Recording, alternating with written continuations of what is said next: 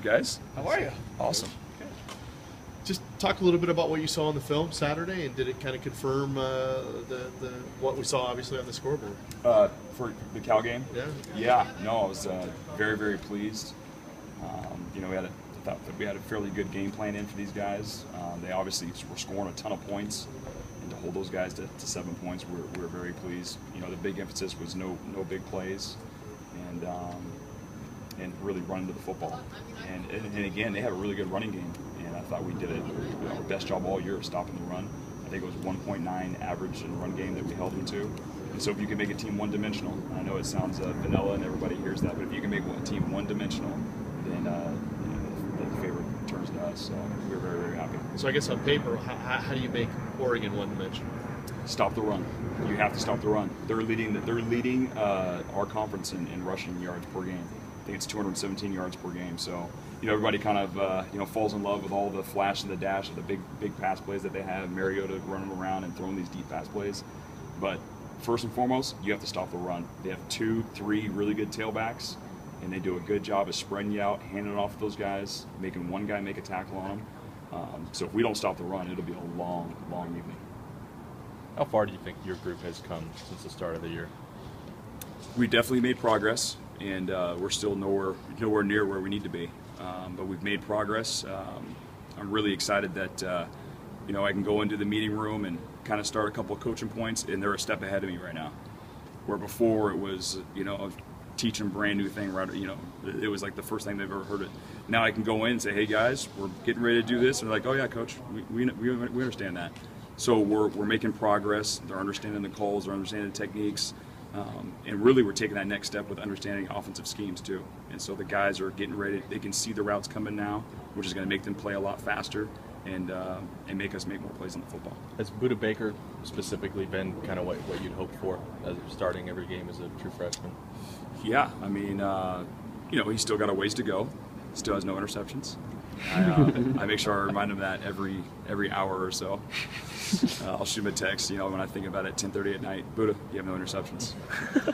But no, what I really love is his effort, and that showed up every day in practice and training camp.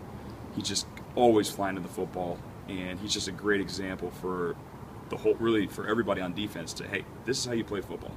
You run to the football as fast as you can, you play physical, you hit what's in front of you, and then you get ready for the next play. And that's what Buddha does. And the plays are going to come. If he just keeps playing at that level with that effort, the interceptions will come.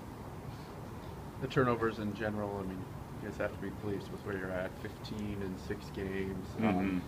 Obviously, Shaq's fumble return is the difference in the game. It's such a huge swing there. But how much pride do you guys take in that? And obviously, some of you practice almost every day. Right? Oh yeah, yeah, and that's our job. I've said it since training camp and since spring football. Our job is to score or get the ball back. That's our job. Wherever we take the field, we're gonna have different game plans. We're gonna have different coverages. We're gonna have different blitzes. At the end of the day, our job is to score. We are trying to score on defense, and if we can't score, we're trying to secure the ball for our offense. And so I think the guys have really took hold of that. That's their job. That's their mission on defense here at the University of Washington. And now we just got to keep it rolling every game. You can say that is one thing, to see someone like Shaq, and obviously the whole defense is part of that, but have you seen anything like that, this run that Shaq's on? Yeah, one individual. Touchdowns? Yeah, one individual. I mean, with this tight of the games, probably not. I've seen Rondé Barber go for a lot of interception for touchdowns, a lot of fumbles for touchdowns. The years I was in Tampa, and other guys, Derek Brooks, you name it. But yeah, this, in 6 games, for him to have scored this many touchdowns is very, very impressive. And about Mariota in general, I mean, everyone talks about his talent, his athleticism. But what, from a scheme standpoint and a defending him standpoint, what makes him so special? So, one of the main reasons why they're leading the conference in rushing yardage is because he's a run threat. And their running style is almost like facing an option football team. And so you have to donate a lot of people to the run box to make sure you stop the running backs.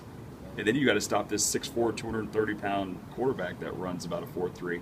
And so that makes it very, very difficult. And, once you kind of load everybody in there, Now he's going to pull it out and he's going to throw it to all these fast guys down the sideline. And so that's what makes them really special. They have talented players outside. They have talented players at running back, and they probably have the best quarterback in the country. Now, I know you've seen this rivalry up close the first time you were at Washington. What does it mean to you, or does it mean anything to you? You know, growing up on the other side of the state, went to high school, over in Spokane, Washington. It was the other way. It was the other way. It was the University of Washington running the show in the Pac-12, winning the national championship in 1991, and so I've seen both sides of it. Growing up, it was the purple and gold. Then obviously, when I went to college and then got hired here, it flipped. It flipped big time, and Oregon's been on their run, along with Stanford. I can't leave Stanford out of there. Over the last decade, really, and so, obviously it's a heated rivalry, and we're going to let the fans, worry about all the juice on both sides and let them bubble over the top. Who's going to win? Who's going to lose? For us and for the DBs, we got to worry about our job. We just got to worry about us executing our assignment.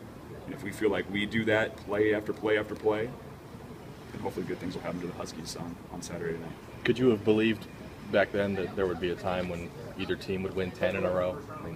Yeah, that's definitely a long stretch right there.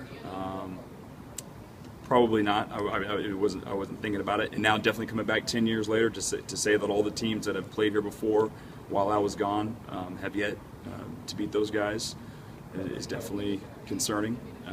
But this is a new year, and we can't really focus on the past. The past isn't going to do anything for us on Saturday afternoon. It's going to be what we just did out there at practice, what we're going to do this evening in our meetings, and then tomorrow trying to execute and prepare a little bit better, and the next day, and hopefully we bring all that preparation and execute on Saturday.